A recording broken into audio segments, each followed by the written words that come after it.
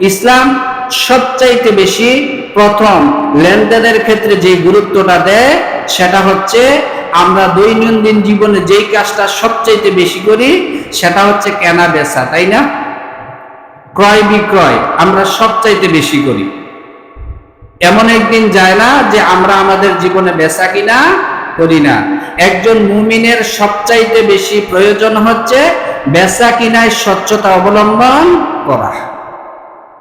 এখন বেচা কিনা কি আমরা দোকান থেকে মান কিনলাম আর এটাকে দিয়ে দিলাম, এটাই না, এর বাইরেও অনেক কাজ কারবার আমরা করে থাকি। একজন দোকানি তিনি পণ্য বিক্রি করেন আর একজন খরিদ্দার তিনি পণ্য ক্রয় করেন। এই ক্ষেত্রে যে জিনিসটা সবচাইতে বেশি স্বচ্ছ হতে হবে সেটা হচ্ছে আপনি মালটা ক্রয় করছেন, ইসলামের প্রথম যেই দাবি সেটা হচ্ছে নগদ বিনিময়ে আপনি কি করবেন, পণ্যটা ক্রয় করবেন। আপনার কাছে যদি টাকা থাকে তাহলে অবশ্যই আপনি নগদে কি করবেন, পণ্যটা ক্রয় করবেন। আর দোকানি কি করবে, নগদে বিক্রি করবে। এই ক্ষেত্রে দোকানির এখতিয়ার রয়েছে ইসলামে, সেটা হচ্ছে দোকানি যদি চায় ওই পণ্যটা সে নগদে বিক্রি করতে পারবে অথবা বাকিতেও বিক্রি করতে পারবে। এখন আমাদের যারা পণ্যটা করে করি আমাদের অনেকেরই একটা সমস্যা এই ক্ষেত্রে, স্বচ্ছতা করি না। সেটা হচ্ছে আমার পকেটে টাকা আছে, টাকা থাকার পরেও আমি কি করি, বাকিতে পণ্য ক্রয় করি। আমরা একটা দোকানের মধ্যে কন্ট্যাক্ট করে নেই যে ভাই আমি মাস শেষে কি করব, তোমাকে বকেয়া পরিশোধ করব, কিন্তু আমার পকেটে টাকা আছে। আপনি যদি আপনার পকেটে টাকা থাকা অবস্থায় হ্যাঁ আপনার এই কাজের চেয়ে অতীব গুরুত্বপূর্ণ প্রয়োজনীয় অন্য কোনো কাজ করবেন এই টাকাটা দিয়া, তাহলে আপনি এই টাকাটা রাখতে পারবেন।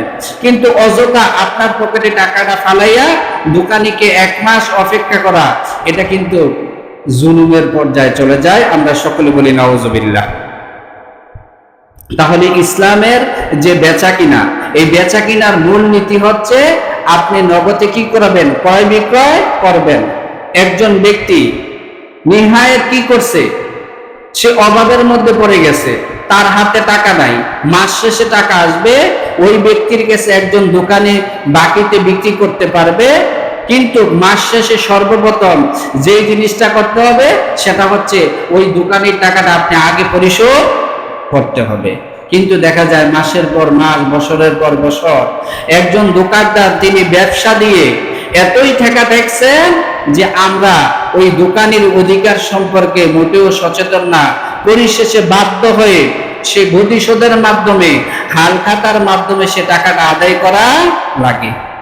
আপনি কি একটাবার চিন্তা করেছেন, সে ন্যায্য মূল্যে আপনার কাছে পণ্যটা বিক্রয় করলো, আপনাকে যে হালখাতা করে প্রতিশোধ করে যে খাবারটা খাওয়াইলো ওই খাবারের টাকা কি আপনি দিচ্ছেন? দেন নাই। তাহলে আপনি কি ওই প্রতিশোধের টাকাটা তাকে দিচ্ছেন? দেন নাই। তাহলে অতিরিক্ত তো তার থেকে আপনি সার্ভিসটা নিলেন, এটাও কিন্তু এক প্রকারের কি জুলুম। হ্যাঁ, ওই ব্যক্তি আপনি কি করছে, মাস শেষে আপনাকে টাকাটা দিতে গেছে, তাকে যদি দোকানে যদি আপনাকে কোনো কিছু খাওয়ায় তাহলে সেটা হচ্ছে সচিত্তে, তাহলে সেটা হচ্ছে খাওয়া যায় আছে। কিন্তু বাধ্য করে তাকে প্রতিশোধ করার পরও দোকানের বাকি হচ্ছে 3 লাখ, উঠছে 1 লাখ, বাকি 2 লাখ আরো বাকি। এর ভিতরে 50,000 টাকা তিনি কি করছেন, প্রতিশোধে খরচ করেছেন। এভাবে 1 দিন 2 দিন 3 দিন একজন দোকানি কি করে, তার যে পুঁজি ওইটা তো শেষ, বাপ দাদার যে সম্পত্তি ওইটা পর্যন্ত বিক্রি করে সে দোকানের মধ্যে এনে আজকে সে নিঃস্ব। এটা হচ্ছে একজন ক্রেতার চরিত্র। আর একজন বিক্রেতার চরিত্রটাকে লেনদেনে তার স্বচ্ছতাটা কি বর্তমান অবস্থা, সেটা হচ্ছে যত রকমের ভেজাল আছে, যত রকমের অস্বচ্ছতা আছে, এরকম পণ্য রেখে ক্রেতাদেরকে কি করানো, ঠকানো। একটা পণ্যের দাম মনে করলেন যত টাকা, আপনি অবশ্যই মুনাফা করবেন, কিন্তু এটাকে 3 গুণ 4 গুণ বাড়াইয়া কি করে ক্রেতার কাছে বিক্রি করে। মনে রাখবেন, এর চেয়ে বড় জুলুম আর কিছু হইতে পারবে না। হ্যাঁ, ইসলাম যদিও আপনি কত টাকা লাভ করবেন তার সীমানা নির্ধারণ করে দেয় নাই, কারণ হচ্ছে স্থান, কাল, পাত্র, পরিবেশ ভেদে একটা পণ্য, মনে করেন একটা পণ্য ঢাকায় উৎপাদন হয়, ঢাকা নারায়ণগঞ্জে আনতে তার যেই ট্রাফিক খরচ পড়ে কুমিল্লা আনতে কি একই খরচ পড়বে? কথা বলেন, খরচ পড়বে? বেশি পড়বে না আরো? ঠিক এই পণ্যটা যদি উত্তরবঙ্গে দেয় তাহলে তার ট্রাফিক খরচ, যানবাহন খরচ আরো বাড়বে না? তো এই জন্য ইসলাম কি করে নাই, আপনি এত পার্সেন্ট লাভ করবেন, এত টাকা লাভ করবেন, এই লাভটা কি করে নাই, নির্ধারণ করে দেয় নাই।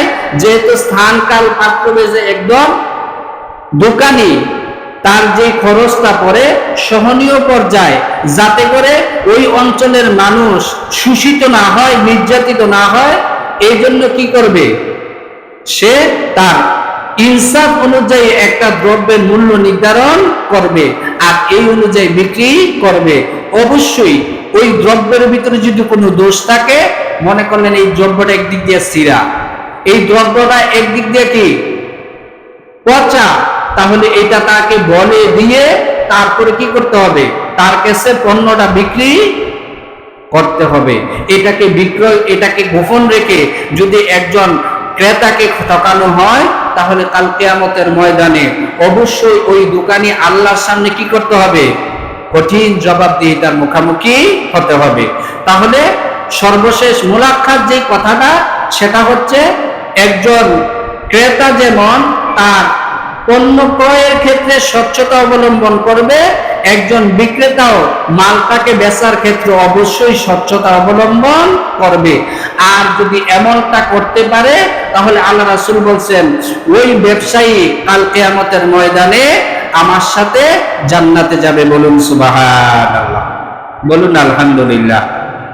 তাহলে ক্রেতা এবং বিক্রেতার মাঝে আমাদের যে লেনদেন, এই লেনদেনে আমাদেরকে অত্যন্ত সতর্ক থাকতে হবে এবং আমাদেরকে স্বচ্ছতা অবলম্বন করতে হবে।